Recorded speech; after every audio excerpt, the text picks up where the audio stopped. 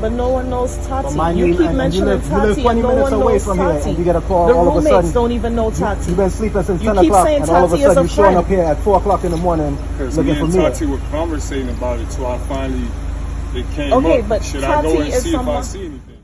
In some crimes, the warning signs appear long before the violence does. They are subtle at first, easy to dismiss, easier to ignore. This story begins months before a young woman vanished without a trace. In March of 2021, a terrified resident of an apartment complex in Central Florida called police after a maintenance worker asked her out and didn't take rejection well. Hours later, a heavy metal weight came crashing through her living room window. The message was silent, but unmistakable. Nothing came of it. No arrest, no charges, no escalation.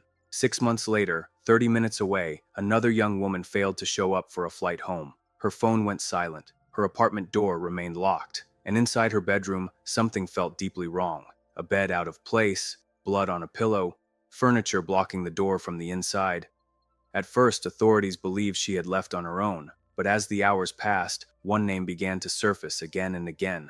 A maintenance worker, a rejected advance, an obsession that refused to let go. What followed was not just a missing person investigation, but a chain of missed warnings, overlooked evidence, and decisions that would later haunt everyone involved. Because when the truth finally emerged, it revealed something far more disturbing than a random act of violence. It revealed how close danger can be when the person with the keys is the one you fear the most. This is the story of a young woman who never made it to the airport, a man who should never have had access, and a system that reacted too late. 6 months before her disappearance, the danger had already announced itself. In March 2021, a young woman living at an apartment complex in Longwood, Florida, called police after an unsettling encounter with a maintenance worker. He had asked her out. When she declined, his demeanor changed. Not long after, a 5-pound weight crashed through her living room window, shattering glass and any sense of safety she had left. Officers responded. They documented the broken window and the object used to break it. The woman was certain the maintenance worker was responsible, even though she had not seen him throw it. She knew his first name, but not his last. Deputies were unable to locate him at the time, and without a willing complainant pushing charges, the incident quietly faded away. No one realized it was a warning. Half a year later, roughly 30 minutes away in Orlando, another young woman was living and working at a different apartment complex. She was 19 years old, independent, focused. She worked in the leasing office and lived on the property, building a routine that balanced work, school, and family. She was especially close to her family. They spoke often, they shared traditions, and when her father surprised her with a plane ticket to visit home, she was excited. The flight was scheduled for the evening. She planned to leave work around 5 and take an Uber to the airport. She never arrived. At first, the concern was subtle. Missed calls, unanswered texts, but when the plane landed and she wasn't on it, the worry became panic. That wasn't like her. She wouldn't simply disappear without telling someone. A friend went to her apartment. She wasn't there. At 9:42 p.m., her family called law enforcement and requested a welfare check. Within minutes, relatives began driving north toward Orlando, desperate to find answers before the night ended. A deputy arrived at the apartment complex shortly after 10 p.m. He was met by worried family members. From the outside, nothing looked obviously wrong. No broken windows, no signs of forced entry. But inside, things didn't feel right. When the apartment was accessed, one detail immediately stood out. Her bedroom door was locked. That alone was unusual. Eventually, entry was made through a window that could be opened from outside. What the deputy observed inside the bedroom raised serious concerns. The bed was unmade. There was a red substance on a pillow. Her teddy bear, something she always kept close, was on the floor of the closet. A piece of furniture had been pushed against the bedroom door, as if to block it. Photos were taken and sent to family members, who confirmed that none of this was normal. This was not how she lived. This was not how she left her room.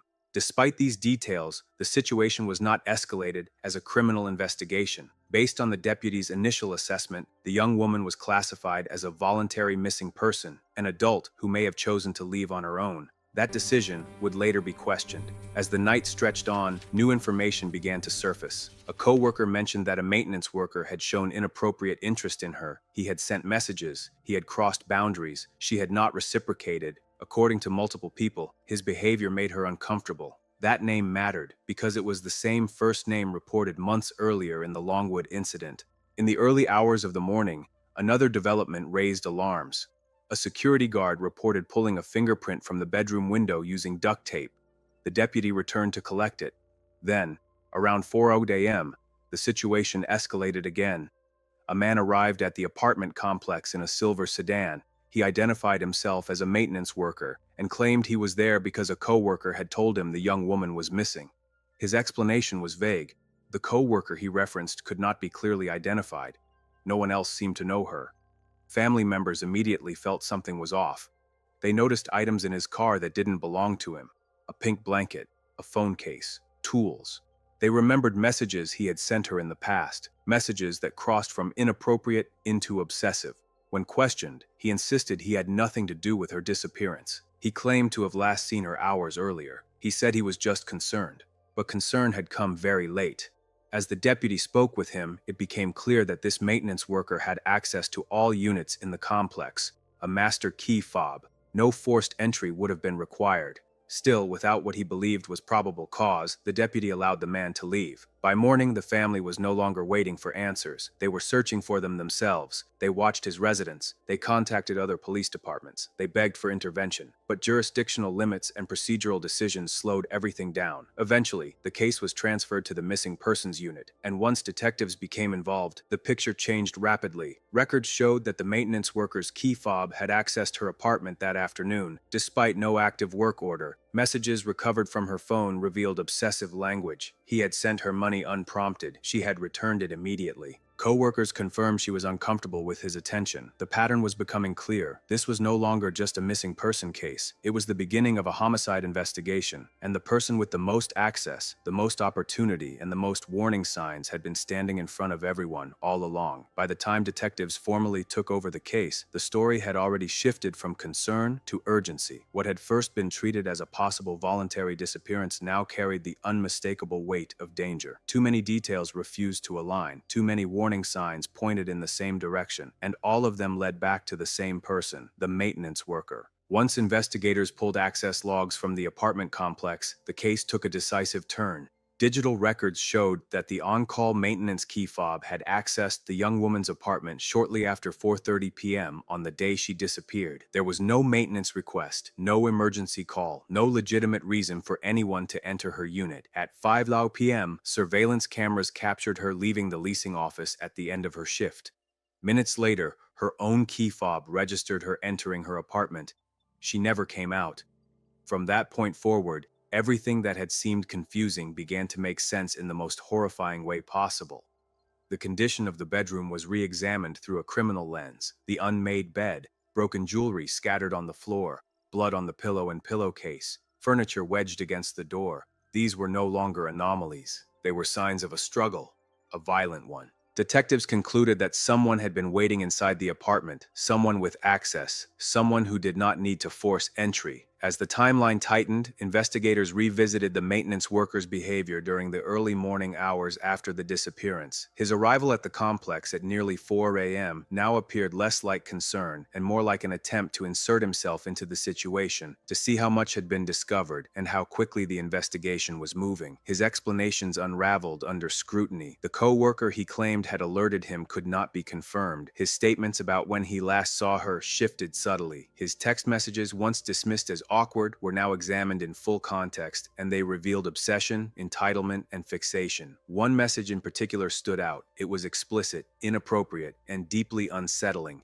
Multiple co-workers confirmed that she had not encouraged this attention. In fact, she had actively tried to distance herself. She had returned money he sent her. She had made it clear she was not interested. Rejection had not ended his pursuit. It had escalated it. As law enforcement began closing in, the suspect disappeared. Before detectives could execute an arrest, a 911 call came in from another apartment complex. A man had been found hanging inside a garage used for maintenance storage. He was deceased. It was the same man. His vehicle was parked nearby. Inside that vehicle, investigators found black duct tape, along with strands of hair. Forensic testing later confirmed the hair matched the missing woman's DNA. Any remaining doubt collapsed instantly. What had begun as a missing person case was now undeniably a homicide investigation. The only remaining question was not who, but where. Search efforts intensified immediately. Hundreds of law enforcement officers, volunteers, family members, and community supporters combed through nearby areas. Cell phone records revealed that the suspect's phone had pinged in a specific location on the evening of the disappearance, a mostly abandoned apartment complex surrounded by overgrown land and a lake. Search teams were deployed there at first light. They did not have to search long. In a secluded, overgrown area near the water, they found a body. It was her. The news shattered her family. Hopes that she might still be alive were extinguished in a single moment. Though decomposition prevented a definitive cause of death, the medical examiner ruled the manner of death a homicide based on the evidence and circumstances. Investigators reconstructed the crime with chilling clarity. They believe the suspect entered her apartment using his maintenance access while she was still at work.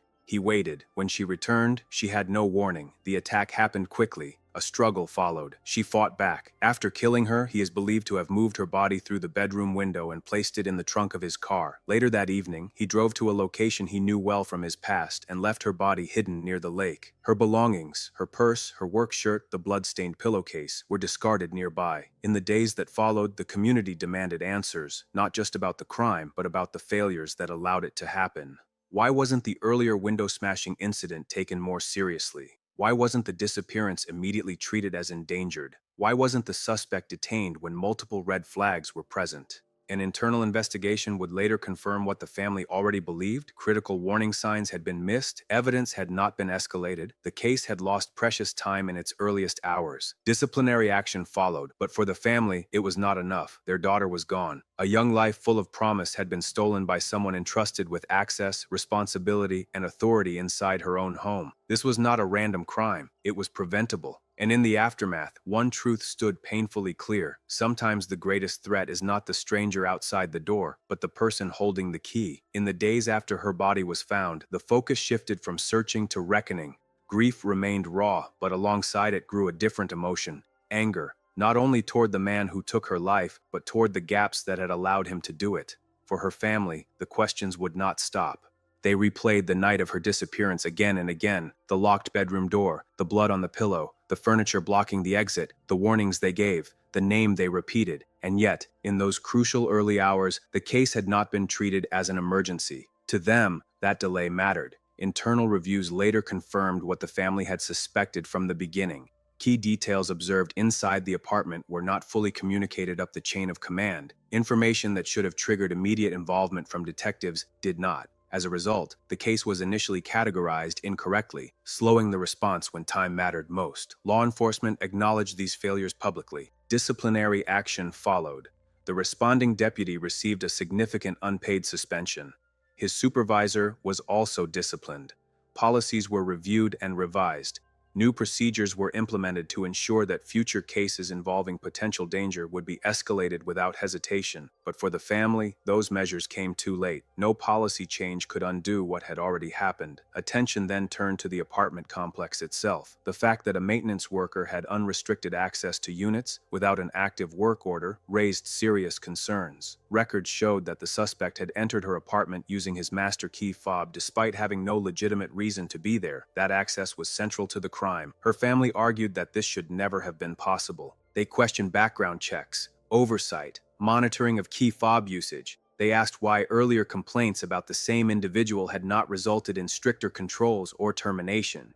In October 2021, the family filed a wrongful death lawsuit against the apartment complex. Their claim was not just about liability, it was about accountability. They wanted acknowledgement that security failures had placed residents at risk. The lawsuit sent a clear message: safety cannot be optional, and access must come with responsibility. As the legal process unfolded, the community continued to mourn. Vigils were held outside her apartment. Candles flickered beneath her photo. Her teddy bear, once a quiet symbol of comfort, became a powerful reminder of how young she was and how much life she still had ahead of her. Friends spoke of her kindness, her shyness, her determination. She was not reckless. She was not careless. She was doing everything right. Working, studying, planning a visit home to see the people she loved. And still, she was taken. That truth fueled a broader conversation. Parents began asking hard questions about where their children lived. Tenants asked about who had keys to their homes. Property managers faced renewed scrutiny. The idea that someone employed to fix problems could become the problem itself forced uncomfortable change. Her family refused to let her story fade.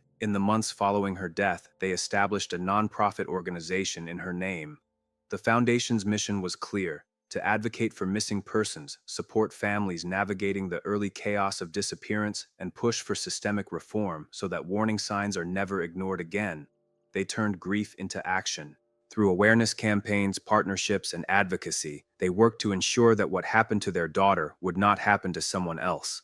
They spoke publicly, even when it was painful, because silence had already cost too much. For them, justice was not just about identifying a killer, it was about preventing the next tragedy. As investigations closed and lawsuits moved forward, one reality remained unchanged. She was gone. No courtroom ruling, no disciplinary memo, no settlement could bring her back. But her impact endured. Her case became a teaching point in law enforcement training, a reference in discussions about missing persons classification, a catalyst for policy reform, a reminder that intuition, especially from families, must be taken seriously because families know when something is wrong. Looking back, the warning signs had been there from the beginning. An act of intimidation months earlier, rejected advances, obsessive messages, unrestricted access, a locked door, blood on a pillow. Individually, they were dismissed. Together, they told the whole story. This case did not just expose a crime, it exposed how easily danger can hide behind routine, authority, and misplaced trust. It showed how critical the first hours are and how devastating hesitation can be. Her family continues to speak her name. They do it for answers. They do it for accountability. They do it so she is remembered not only as a victim, but as a young woman whose life mattered. And in that determination lies the final truth of this story. Even when systems fail, voices do not have to fall silent. Even when justice comes too late, change does not have to stop. And even in loss, a legacy can rise, strong enough to protect others. After the investigations concluded and the immediate headlines faded,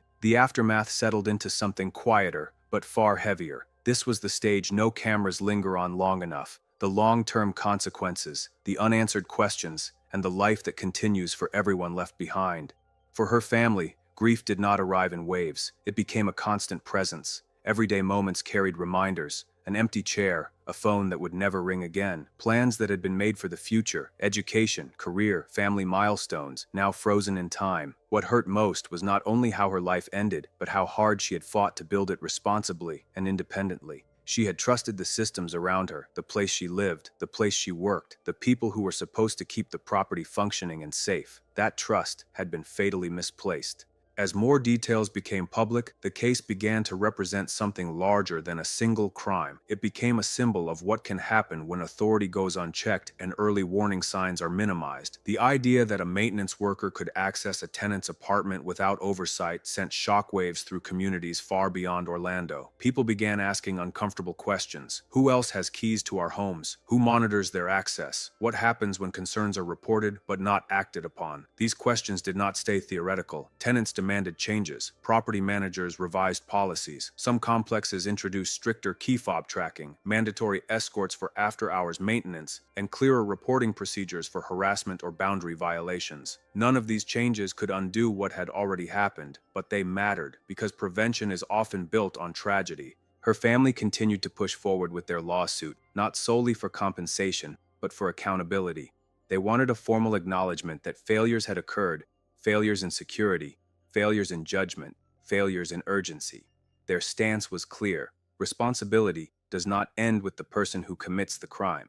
It also extends to systems that allow danger to operate unchecked. Parallel to the legal battle, the family focused on something even more important, her memory. They refused to let her be defined only by the way she died. They spoke about who she was, a daughter who loved her family fiercely, a young woman proud of her independence, someone who balanced work, education, and responsibility at an age when many are still finding their footing. She was cautious, thoughtful, and deeply connected to her roots. Her disappearance did not make sense to those who knew her because she had done everything right. That reality challenged a common narrative often imposed on victims. This was not a case of recklessness or poor choices. It was a case of vulnerability exploited by access and obsession. Her family made sure that message was heard. Through public advocacy, interviews, and community engagement, they emphasized that safety should not depend on luck or assumptions. They urged people to trust their instincts, to report harassment early, and to demand accountability when something feels wrong. They also worked to support other families walking the same nightmare. The nonprofit foundation established in her name became a source of guidance for families of missing persons, helping them navigate law enforcement processes, media attention, and the emotional chaos that follows sudden disappearance. The foundation's goal was simple but powerful: No family should feel alone or unheard in the critical first hours. In many ways, her family became the advocates they once desperately needed. The case also left a lasting mark on law enforcement. Training programs began referencing the investigation as a lesson in urgency. Supervisors emphasized the importance of escalation when physical evidence suggests danger. Policies were rewritten to ensure that missing adult does not automatically mean voluntary, because adults can be victims too. Officials acknowledged publicly that assumptions had been made, assumptions rooted in age, independence, and the absence of an immediate witness. Those assumptions cost time, and time, in this case, was everything. The tragedy forced institutions to confront a hard truth. Procedure without judgment can become negligence. Checklists cannot replace critical thinking, and when families say something is wrong, that concern deserves weight. Years later, her name still carries meaning, not just as a victim, but as a catalyst for change. Her story is now used to highlight the importance of tenant safety, access control, and early intervention. It is cited in discussions about workplace boundaries and harassment. It is remembered by families who see their own children reflected in her life, and perhaps most importantly, it serves as a reminder that danger does not always come from the unknown. Sometimes it wears a uniform, sometimes it holds a master key, sometimes it waits quietly, unnoticed until it is too late. Her family continues to move forward, not because the pain has lessened, but because purpose has given it direction. They carry her with them in everything they do, ensuring that her life, though short, left an imprint far larger than the crime that ended it. This was not the ending she deserved, but it is a legacy shaped by courage, persistence, and the refusal to let silence win. And in that legacy lies the final lesson of this case. Justice is not only about punishment, it is about learning, changing, and protecting those who come after. Her voice was taken, but her story still speaks.